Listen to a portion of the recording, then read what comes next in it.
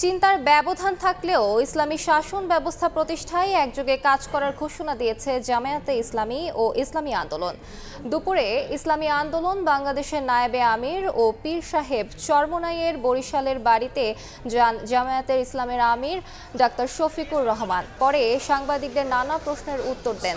জামায়াতে ইসলামের আমির ডাক্তার শফিকুর রহমান বলেন, ইসলামী দল হিসেবে আদালতে আলাদা হলেও নিজেদের মধ্যে দূরত্ব না থাকার কথা জানান জামায়াতের আমির। ইসলামী আন্দোলনের আমির বলেন, ৫৩ বছরে জাতীয় আশা আকাঙ্ক্ষার কোনো বাস্তবায়ন হয়নি। জুলাই আগস্ট গণ অভ্যুত্থানের মধ্য দিয়ে ইসলামের পক্ষে কাজ করার সুযোগ সৃষ্টি হয়েছে। আমাদের উদ্দেশ্য আল্লাহর জন্য আমরা একত্রিত হয়েছি, এর বাইরে আমাদের কোনো উদ্দেশ্য নেই। আমরা এক আছি তো, আমরা এক আল্লাহ, এক কলিমা, এক রসুল সাল্লাল্লাহু আলাইহি সাল্লাম, আমরা সবাই বিশ্বাস করি। এই জায়গায় আমাদের মধ্যে কোনো বিভক্তি নেই। জনগণের প্রত্যাশা, এদেশের দেশপ্রেমিক ইসলামী জনতার প্রত্যাশা হচ্ছে যে সব কেন্দ্রে যেন একটা বাক্স থাকে। সুষ্ঠু নির্বাচনের জন্য যে সংস্কার প্রয়োজন সেইটা করে তারপরে নির্বাচন। আমাদেরকে ইসলামের পক্ষে, দেশের পক্ষে, মানবতার পক্ষে আল্লাহ যেন আমাদেরকে ভালো কাজ করার তৌফিক দান করে।